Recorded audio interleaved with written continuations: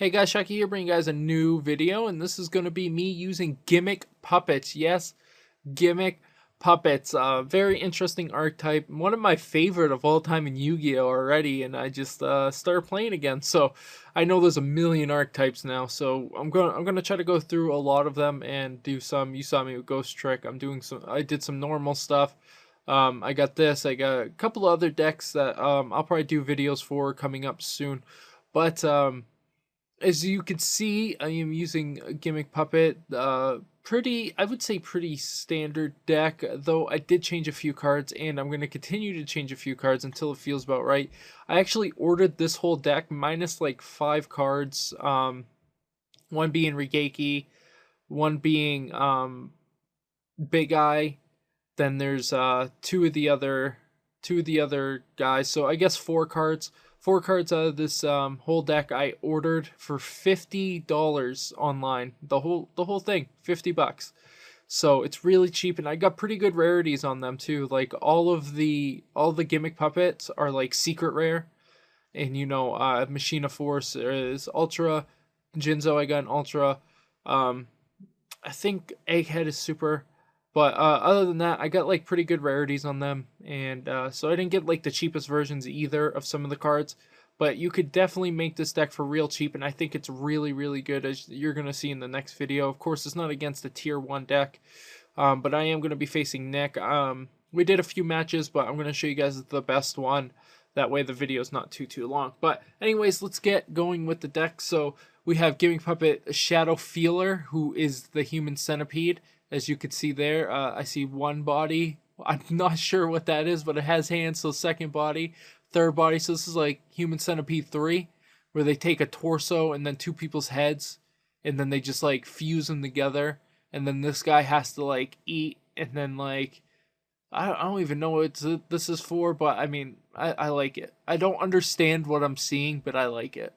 So he's really good because he can't be destroyed by battle, and if he's in your graveyard and you get attacked directly, you can pay 1,000 and bring him out into attack position. So this could save you some life points if they have multiple monsters, things like that. It's really, really solid card.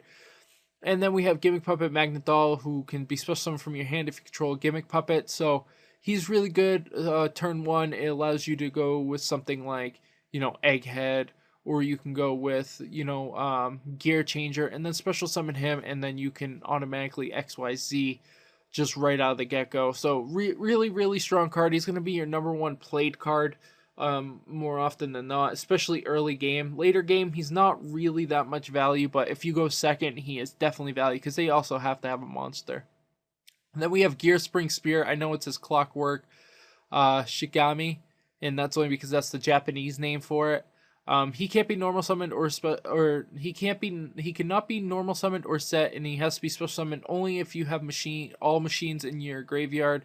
Once per turn, you can target one face-up monster and make its attack 0. I always forget to use that ability, so you will see me not use that ability in a little while here. So yeah, it's kind of bad, but he's really good. Anytime you draw him, pretty much, he can come out and kill something with that ability, or he could just be used as an XYZ like I often do. If you have one of these in your graveyard, you can bring that out, you special summon this, you have a big play right away.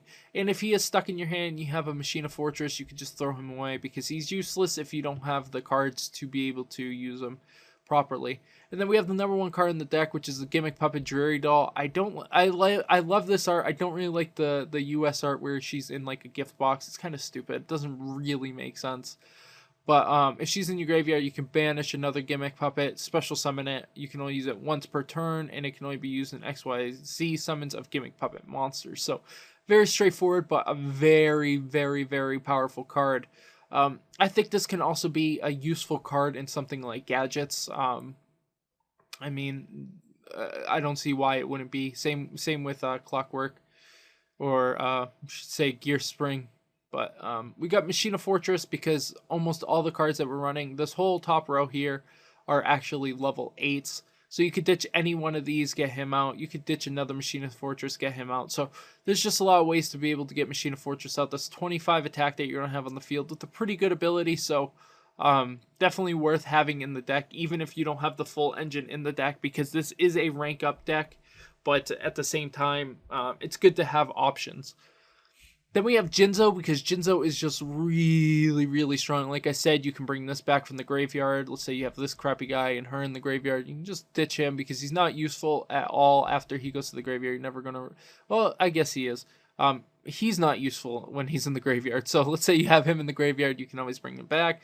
You can go for Jinzo. Now they can't use trap cards. Now you go off with all your guys and you win. And that's why we're not running too many traps. We're running the Call of the Haunteds, because if we have the calls out, then we play a Jinzo.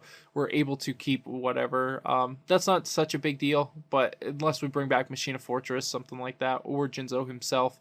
Other than that, it's not a big deal at all. But Jinzo's just a really strong card. And then we have Egghead, who is like my favorite art of all time. He's just so awkward. I love it. You just ditch a Gimmick puppet, and then you can make them level 8 or inflict 800 points to your opponent. So if they only have 800 left, you draw this guy, you're like, boom, you just lost to Egghead. They cry, you laugh, and then you just go on with your lives. Then we got Scissor Hands, who lets you ditch one from your deck, so you can ditch your Dreary Dolls is 99% of the time what you're going to do. But sometimes you can get rid of the Shadow Field if you're going to take a direct attack and you don't have any other gimmicks in your graveyard anyway, so you might as well just go with that. Then you can have something on the field for a little while, or make them use a spell or trap card to destroy it. Then we have Humpty Dumpty. Humpty Dumpty allows you to special summon a Gimmick puppet from your hand when he's either normal or special summon, so it's really good.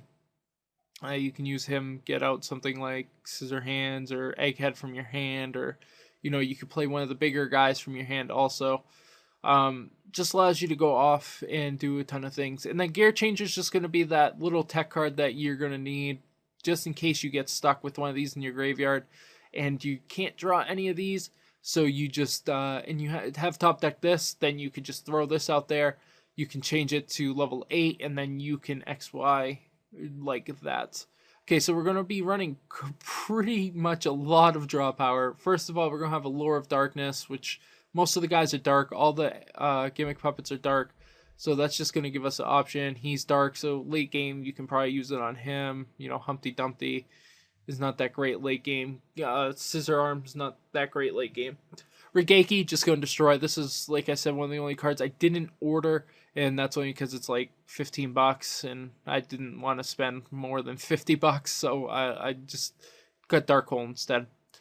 We got trade-ins, because like I said, they're almost all level 8s. All these guys are level 8s. It's really good if you have a Dreary Doll stuck in your hand, and you can go 2 for 2 and just get 2 new cards. You can see a lot more of your deck. Junk Puppet allows you just to special summon one Junk Puppet from your graveyard. That's it. It's a very, very strong card. Foolish Burial just allows you to ditch one. It gives you that extra little bit with the Scissor Arms. Because first turn you can go Scissor Arms, ditch that. You can use Foolish Burial, ditch your other Scissor Arms, or ditch, Egghead, be able to special summon this, maybe get this out, and then allow you to special summon this, or, if you have 2 of these or whatever, you can get 2 XYZs in one turn and just turn the whole game into your favor. So really strong. I just think it's better than 3 Scissor Hands. Then we got Chaos Form, which is going to allow you to rank up your XYZ Gimmick puppets here. So you're going to be able to use it on these guys and rank up to these guys and these to this guy. It's really good. These guys' effects are really disgusting, especially paired with the actual one that you're going to use. So they can be really good, though I might take one of these out for something else, maybe another draw card or search creature card. I'm not sure what I'm going to do with it, but I definitely think 1 is enough. I don't really think 2 is needed, because you can keep bringing them back from your graveyard as soon as you XYZ summon. So you use 1, and then if you can get a second XYZ, you can actually get it back anyways. So even if you use it, you're going to need an XYZ summon before you can use it anyway. So you see what I'm saying? It just doesn't really make sense to have 2 of them. Mystical Space Typhoon is going to allow you to get rid of those back rows when, spells, if Jinzo can't take care of them. Infernal Reckless Summon is just going to allow you to special summon things, though I think it is bugged, or tell me not, that special summoning him from his effect or from her effect doesn't trigger this. I don't know why. I don't know if that's a real thing or if it's just this game in general, the DevPro. But I think it's supposed to, because it doesn't specify that coming from the graveyard. It doesn't work. Um, because I can use this and get the effect, but if I use her ability or his ability, it does not give me that effect. So, I don't know. Bottomless Trap Hole just to get rid of those bigger creatures. Torrential Tribute, because you might have empty field quite often. You might be stuck with the Scissor Hands. They might go off, and then you can Torrential Tribute, destroy all of them anyways. Compulsatory is just going to get rid of those XYZs that you don't want to see. 2 Call the Haunted to pair with the Junk Puppets, just to get that, a little bit extra if you need it late game. And then Solemn Warning is just going to be able to stop whatever they're trying to do when they do it. And then we have Silent Honor, also one of the cards I did not order because it's really expensive. He allows you to take their XYZs. It's really strong. Gear Gigant is going to allow you to add one of your machines, one of these guys down here, to your hand. Can be really, really useful if you can get a Scissor Arm early on or whatever, and do that. This guy, can't even use him in the deck. I don't know why he's in the deck, but yeah, I'm going to take him out. So, Big Eye. Big Eye is amazing. You can only get it with 2 Machina Fortresses, which is possible, and it's better than Machina Fortress in certain situations.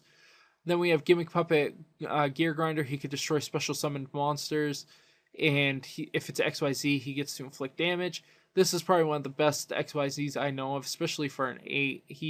You can ditch a guy, or ditch one of the XYZ materials, and then target a card, and it can't be destroyed by card effects. It works really well when he's first summoned. They try to bottomless or torrential, and you can actually use that.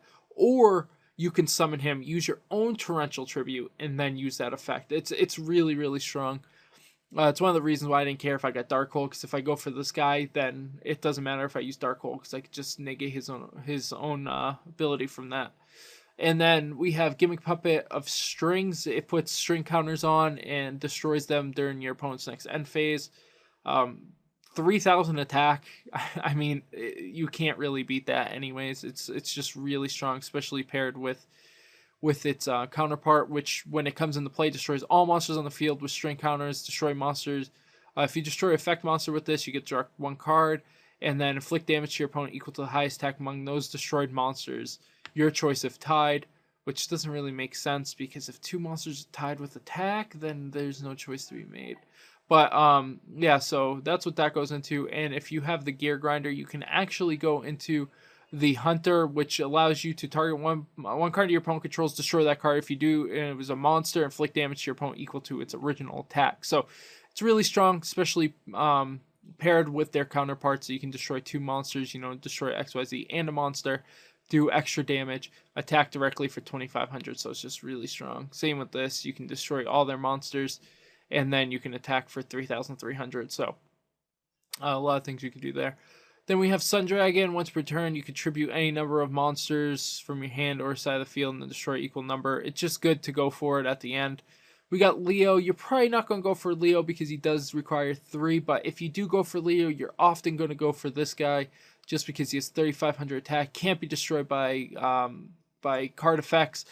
Just a really, really good card. You're not going to really use his bottom ability. I mean, inflict 1,000 points of direct damage is always good.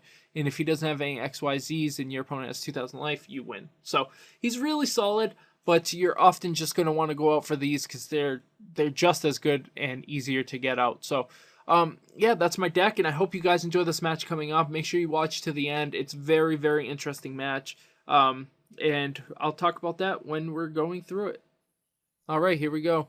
So we're going to start off the game here by playing some rock, paper, scissors, which Nick is actually going to win. So he's going to go first, which is all right with puppets. You can let them go first and do something. I have a pretty interesting hand. There's a couple of things I can do. I can go for the Machina, or I can try to,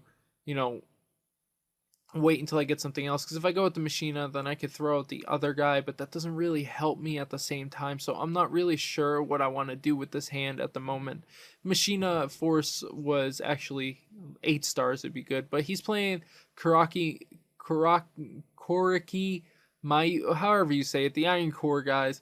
I'm going to draw Lord of Darkness. I only have 1 in my deck, so I was very happy to see that. Though I'm looking at my hand and I'm not really sure what to do here. So I'm just going to play it. Hindsight, I should have gotten rid of the Clockwork guy and kept my magnet doll, but of course I don't end up doing that. I wish I could get rid of Egghead here. But actually no, I really don't wish I can get rid of Egghead, but at the time I wish I could get rid of Egghead, but hindsight 2020, no. But I should have gotten rid of the Clockwork guy. That would have allowed me to actually summon that guy, ditch her, and then I could have used him for material and got her back whenever. But of course, once again, hindsight is 2020, and I didn't think about it. I'm going to activate him and actually ditch the Dreary Doll here. And I almost click 800, but I don't want to do 800. I want to become level 8. Here, I'm just hoping he does not have anything so I can actually go into this guy and XYZ summon. I do forget to use the ability, like I told you guys. I forget every single time. So, yeah, that's not going to happen. I'm just looking to see what I want, but I already know I want that guy. I'm just thinking of what I can do if I didn't pick that guy. I could always go for the Sun Dragon, but that doesn't really make sense here.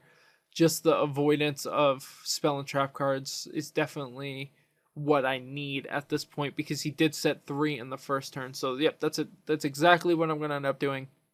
I'm going to see if he has anything. He goes for the bottomless, which I'm okay to see.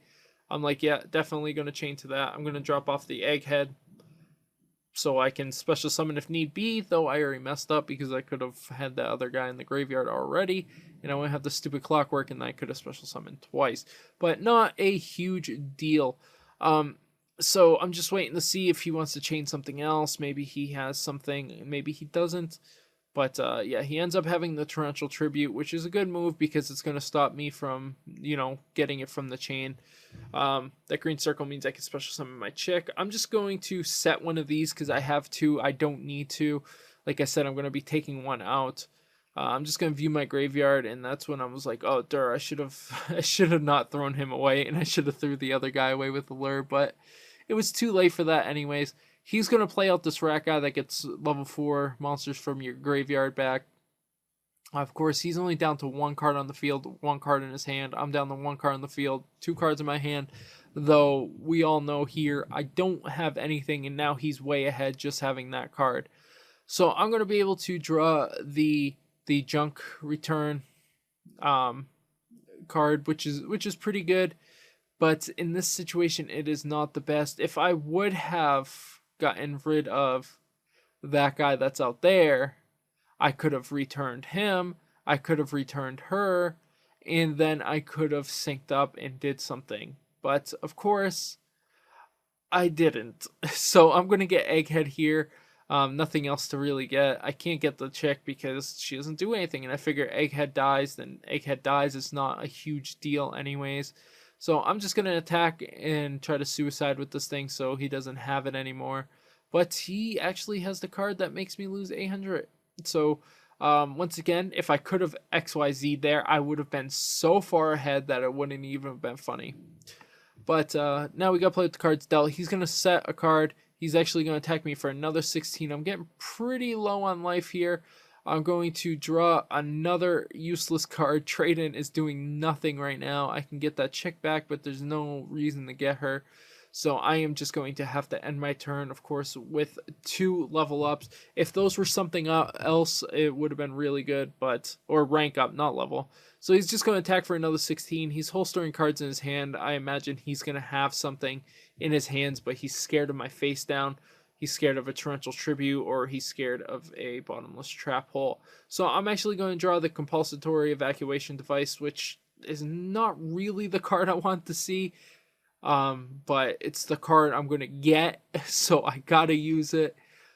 And I don't want to take another 16 here. I'm really just hoping he doesn't drop a monster. And if he does drop a monster, I just hope he XYZs, but he's just looking at the cards in his hand, deciding what he wants to do, and he's actually just going to go into battle phase. He's going to attack for the 16. I don't want to send this card back to his hand, but I don't really have an option at this point. If I don't return it back to his hand, I'm going to take another 16. I'm just going to be in a position where if he has any burn card, like a card that just arbitrarily has burn on it, I just lose. So he's going to actually special summon a pretty good monster that if it kills one of my monsters, he's going to get a huge plus. Here I'm going to set the Infernal Reckless Summon. Of course, I think that this is going to work. and I'm going to be able to actually get all my Dreary Dolls to my hand or onto the field, and then I can actually XYZ up and get a bunch of stuff out on the field and be way ahead again. Because I know I could destroy his back row with my golem, my grinder golem. So no matter what he has, I can target it and destroy it. And if he activates it, then I mean we're in an unfortunate situation. But I'll also have a 2,500 defense monster. So yeah, but it doesn't activate, and you're gonna see me click it furiously trying to activate it manually. It still doesn't want to activate even in that situation. Um, I don't know if that's a real thing. If you activate the card's own effect to special summon itself, it doesn't work. But I don't think that's supposed to be a thing. I think it is actually glitched. There was another glitch I had earlier with something of justice for the spellbook decks where it wasn't let me sacrifice it during the end step to get the justice out. So I'm just gonna have to end my turn with this out, which is gonna give him a huge plus because when his guy kills a guy, he gets an effect, but it is gonna save me from damage, and that's always a good thing. I mean, it could be a lot worse, but it could have actually worked. Like I pretty sure it does, but not in this situation apparently. I don't know. I don't know. But he's going to actually kill it. He is going to get a plus off of this. I think he's still scared to summon something for that torrential tribute that he thinks I have down. But of course, you guys know I don't have anything down. I have the Infernal Reckless summon, and then I have the stupid other card that aren't going to do anything. But he's going to get the formation, the fire formation Tonki or whatever. I can't read it from here because it's really small screen. So, yeah, so I'm not in a very good position here. He's going to get that 2000 attack Koa'ki Meiru, and I am like, great. Now I know what's going to happen here. He's going to summon that. I'm going to be in a very bad position. I need to draw a level 8 here so I can try to use that trade-in, so I can try to get something, or else I just lose. So he's actually going to show the core, so that's going to allow him to actually special summon a monster. And I'm not a big fan of that. It's got to be said, because he's going to be in a very good position to XYZ here and get whatever he wants. That's 4 stars. He can get something that destroys one of my back rows, or he can get something that's unaffected by my back rows. Either way is not good for me. Or he can get the card that he's going to get, which was actually a really good choice just in case I got a defensive monster or played something in defense. I definitely agree with this choice here. It might seem like a strange choice to a lot of people, but I definitely think it was a really good choice. I wish I could just use the Machina Fortress here, but I can't with that trade-in. So he's actually going to go for that dragon, and that dragon allows him to attack directly, and if he does, then his other monsters can't attack. He's going to play a Diamond Core, which is a really good card. He's going to be able to get that guy.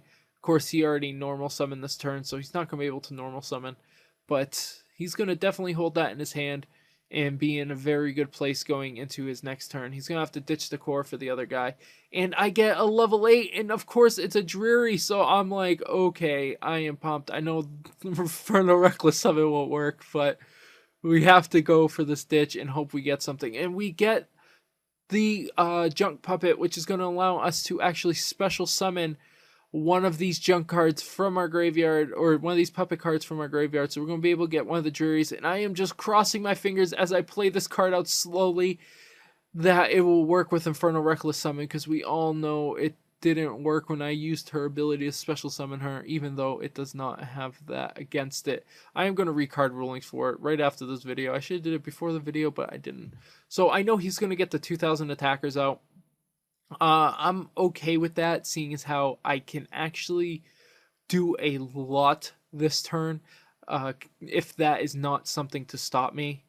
And from what I see right now, it's nothing that can stop me.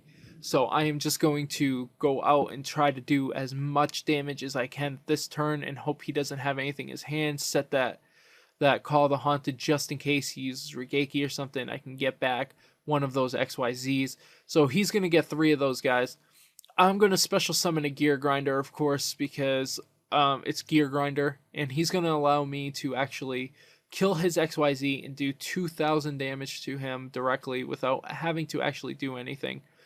The reason why I said in defense mode is just in case he has something that's going to stop it from working or something. Just I don't want to be stuck in attack position with him with all those 2,000 attackers out on the field, because I lose next turn if this doesn't work at all.